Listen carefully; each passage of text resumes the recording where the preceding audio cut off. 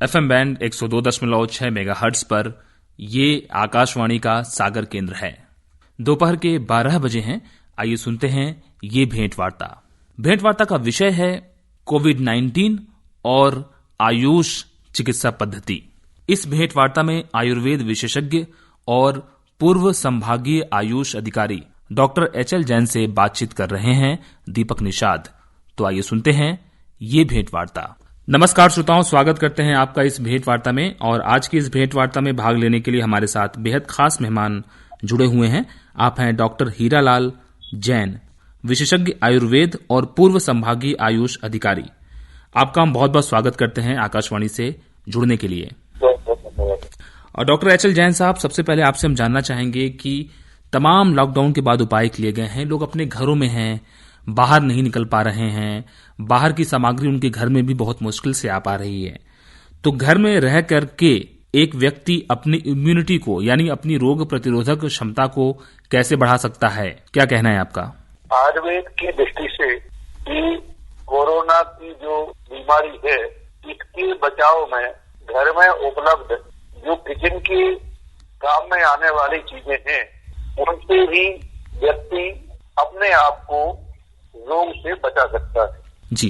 जैसे सौंठ, काली मिर्च, काली पीपल, नीम की पत्ती, सौंठ, काली मिर्च, काली पीपल का यदि समान भाग चूर्ण बना के और उसमें दूनी मात्रा में पिकी हुई हल्दी मिला करके इस मिक्सचर को आधी चम्मच यदि व्यक्ति सुबह शाम गर्म पानी या चाय से लेता है तो इसके इन्फेक्शन से बचाव होने में बहुत कारगर होगा। दूसरा, जिस माहौल में, जिस परिवेश में घर में रहते हैं, उस घर के शुद्धिकरण के लिए धूप चिकित्सा, जिसे हवन के रूप में धार्मिक क्रियाओं में उपयोग किया जाता है, यदि हमारे पास में हवन की सारी सामग्री नहीं भी है, तब भी हम नीम के पत्ते, गुग्गुलू माने गूगल, लोबान, इनको जला करके इनकी धूप से घर को संक्रमण मुक्त कर सकते हैं जी। साथ ही यदि घर में सरसों के तेल का दीपक जलाते हैं तो सरसों के तेल के दीपक से भी इस विषाणु का संक्रमण बचता है, विषाणु अटैक घर में कम कर पाते जी। दो महत्वपूर्ण उपाय आपने बताए। पहला कि आपकी रोग प्रतिरोधक क्षमता कैसे बढ़ सकती है। दूसरी चीज आपने ये बताया कि कैसे आप घर के परिवेश को संक्रमण मुक्त कर सकते हैं धूप चिकित्सा पद्धति के माध्यम से। और इसमें खासकर जो हवन सामग्री होती है वो बहुत महत्वपूर्ण होती है। नीम के पत्ते की खास भूमिका होती है, आपने ये बताया। डॉक्टर HL जैन साहब, आपसे हम ये भी जानना चाहेंगे कि अभी हाल के दिनों में आयुष मंत्रालय की तरफ से कुछ गाइडलाइन जारी किए गए हैं, कुछ दिशा निर्देश जारी किए गए हैं कि इन गाइडलाइन को फॉलो करके, इन दिशा निर्देशों का पालन करके व्यक्ति अपनी रोग प्रतिरोधक क्षमता बढ़ा सकता है। तो हम शुरुआत करना चाहेंगे कि दिन की शुरुआत कैसे करें। आयुष मंत्रालय की गाइडलाइन में क्या बात कही गई है, हम जानना चाहेंगे आपसे, अपने श्रोताओं के लिए, कि दिन की शुरुआत हमारी कैसे होनी चाहिए। योग, ध्यान, प्राणायाम का क्या महत्व है, क्या कहना चाहेंगे आप? देखिए, क्योंकि लॉकडाउन होने से घर से बाहर निकलना प्रतिबंधित है, इसलिए प्रत्येक व्यक्ति को सूर्य उदय के पूर्व उठ जाना चाहिए। उठ करके सूर्य इत्यादि करने के बाद कम से कम 30 मिनट तक प्राणायाम करें, अनुलोम विलोम करें, सांस को गहरी खींचे तो छोड़े। तो यदि हम प्राणायाम करेंगे, अनुलोम विलोम करेंगे तो उससे हमारे फेफड़ों की क्षमता बरकरार रहेगी। और यदि हम सांस नहीं रोक पा रहे हैं तो हमें सजग हो जाना चाहिए कि हम चपेट में आ सकते हैं जी। इसके अलावा यदि बाहरी व्यायाम नहीं कर पा रहे तो कम से कम घर में छत पर कम से कम 30 मिनट टहलना बहुत आवश्यक है। और हम नहीं भी मास्क बाजार से खरीद पा रहे हैं तो जो घर में अपने पास में कॉटन के कपड़े उपलब्ध हैं उनका मास्क घर में बनाएं।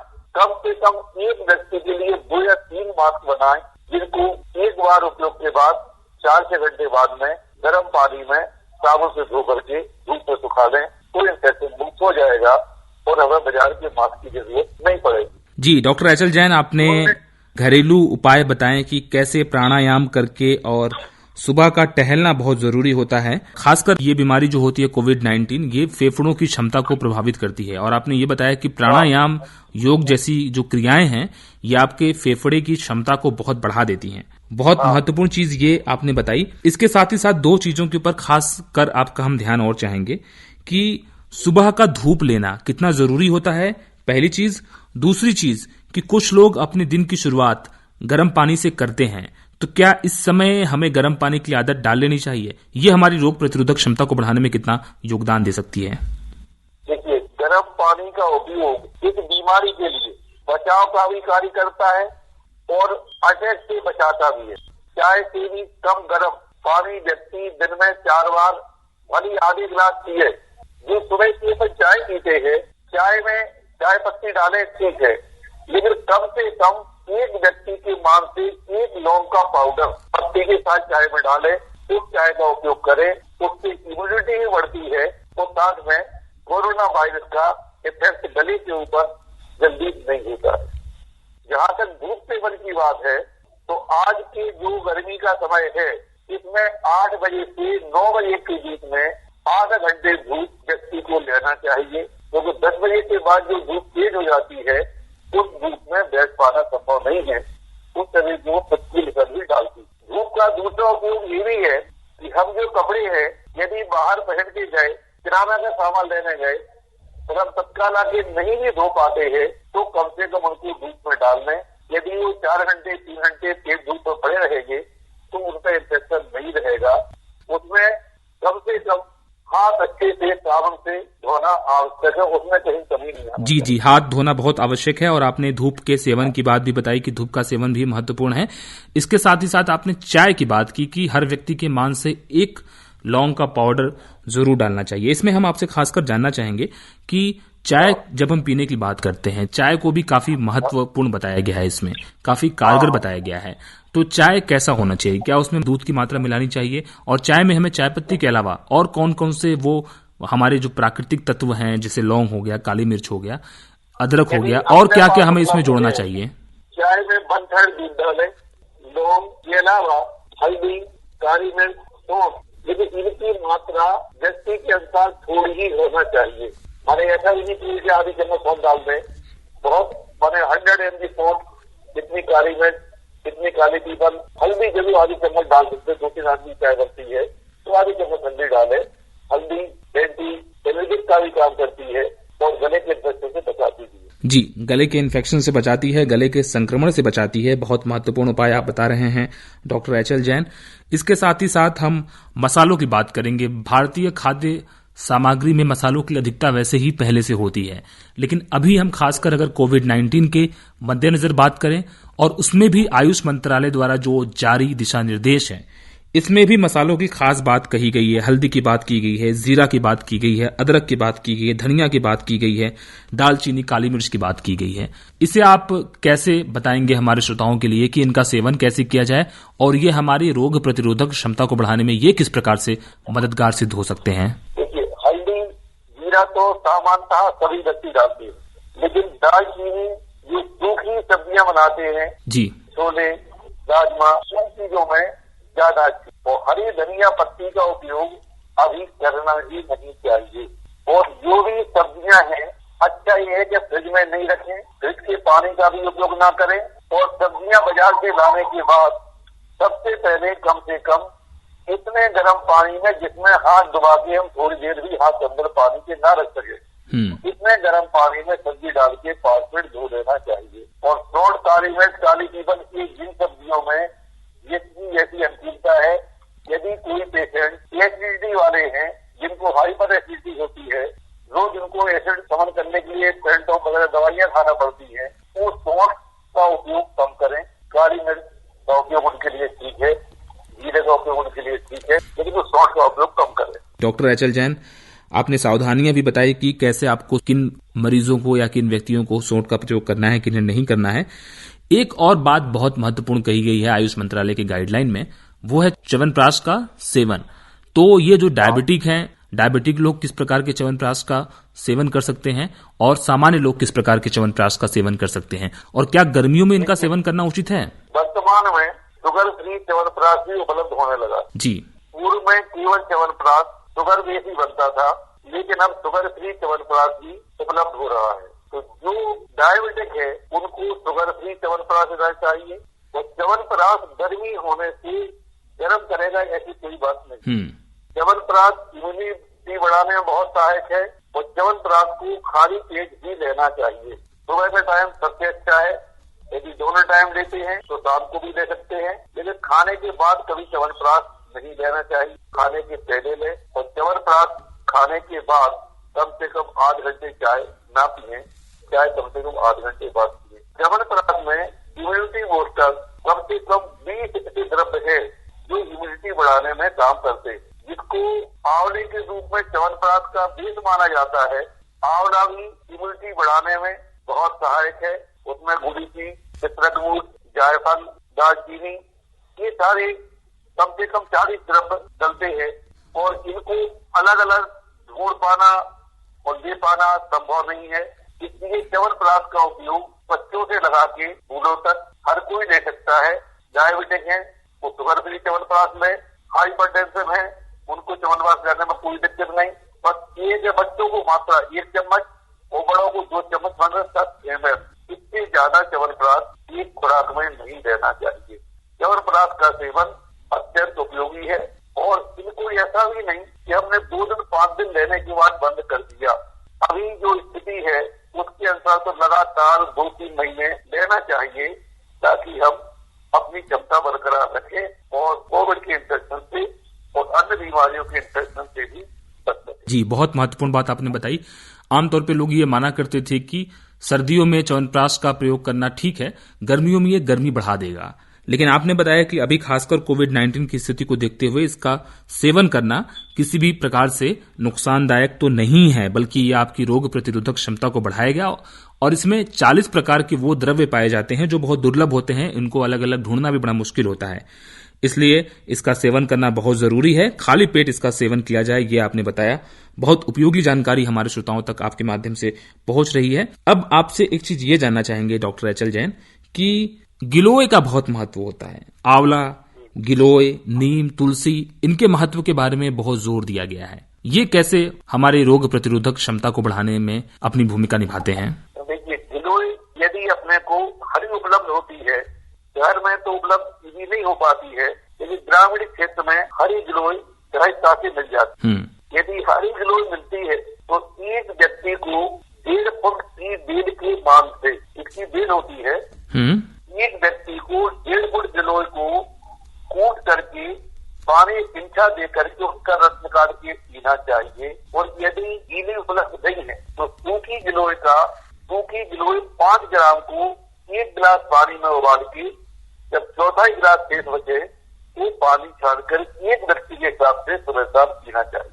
और यदि हम मार्केट से परचेज कर सकते हैं तो गिलोय तत्व के नाम से इसका बना हुआ एक्सट्रैक्ट फॉर्म में आता है।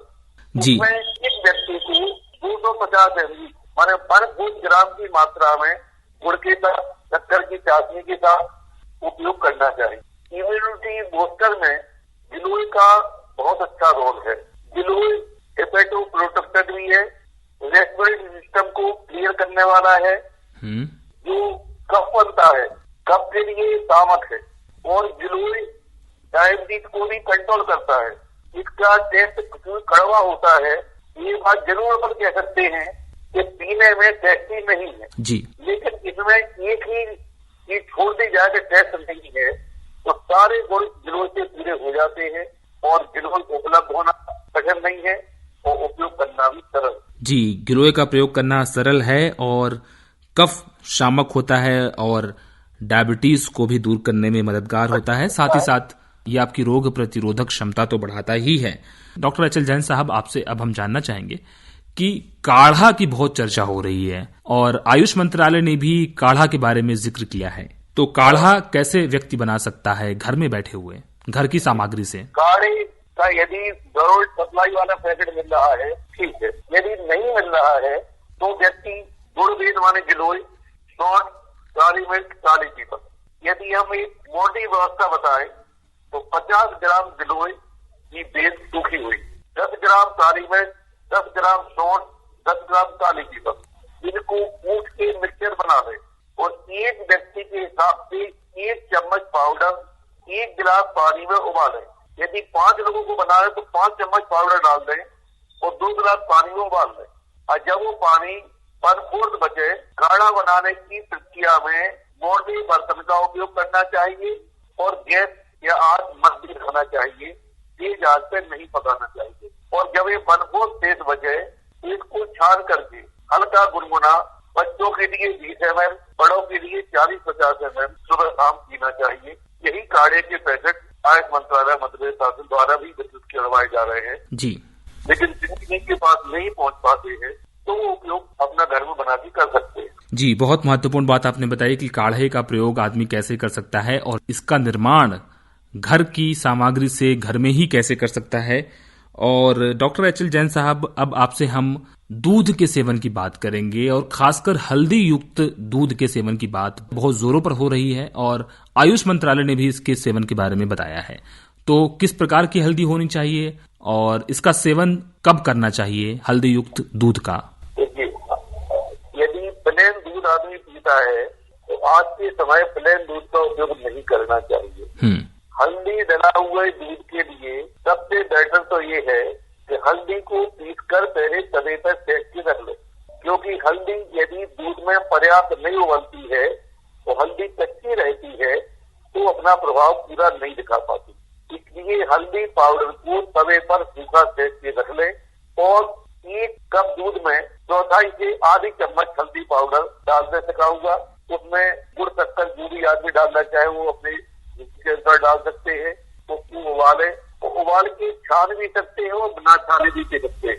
हल्दी को छानने की आवश्यकता नहीं है और इसको तेज गर्म नहीं, गुनगुना ही पीना है और ये कफ का शमन भी करेगा, शरीर के लिए बल भी देगा और इन्फेक्शन को भी कंट्रोल रखेगा। हर घर में उपलब्ध है। जी, हर घर में उपलब्ध है। और आपने प्रक्रिया बताई, तरीके बताए आपने कि किस तरीके से हम हल्दी युक्त दूध का सेवन कर सकते हैं।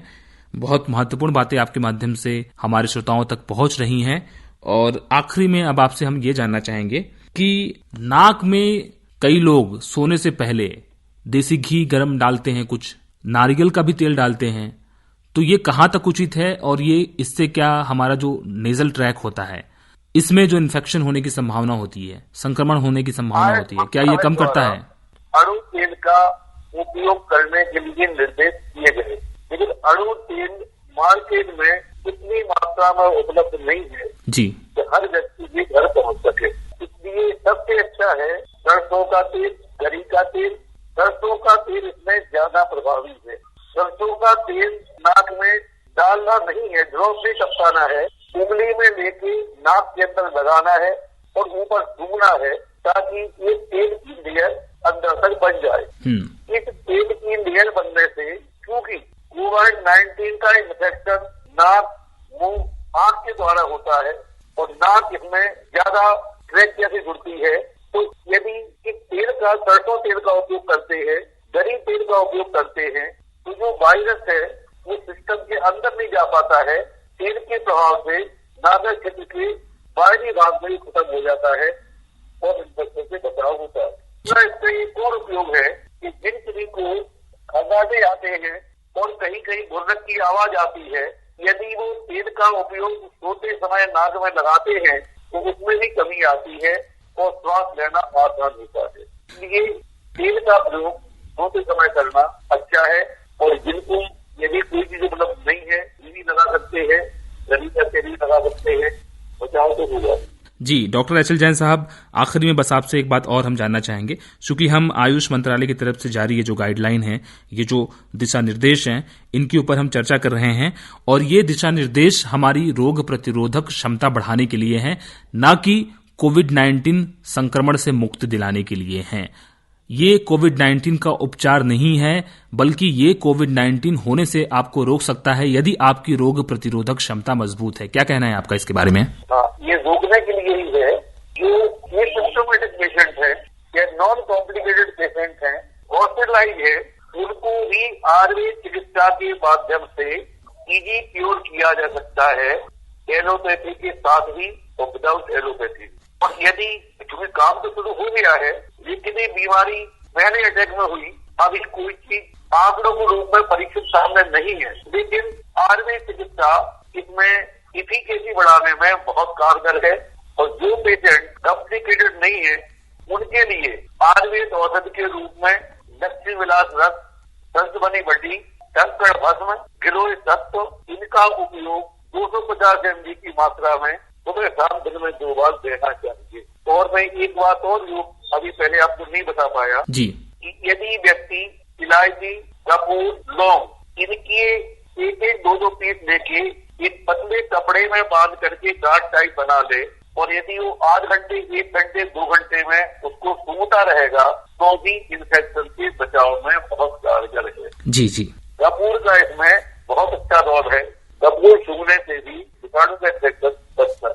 जी, डॉक्टर एच.एल. जैन साहब, बहुत महत्वपूर्ण जानकारियां आपने इस कार्यक्रम के माध्यम से, इस भेंट वार्ता के माध्यम से दी कि कैसे आयुर्वेद चिकित्सा पद्धति हमारी रोग प्रतिरोधक क्षमता को बढ़ाता है और हम तमाम रोगों से बचे रहते हैं। कोविड-19 के संक्रमण से भी हम बच सकते हैं यदि हम आयुर्वेद चिकित्सा पद्धति के तमाम उपाय अपनाते रहें, और जो तमाम एहतियात आयुष मंत्रालय द्वारा जारी किए गए हैं, भारत सरकार के स्वास्थ्य मंत्रालय द्वारा जारी किए गए हैं, उनका पालन करना बहुत जरूरी है।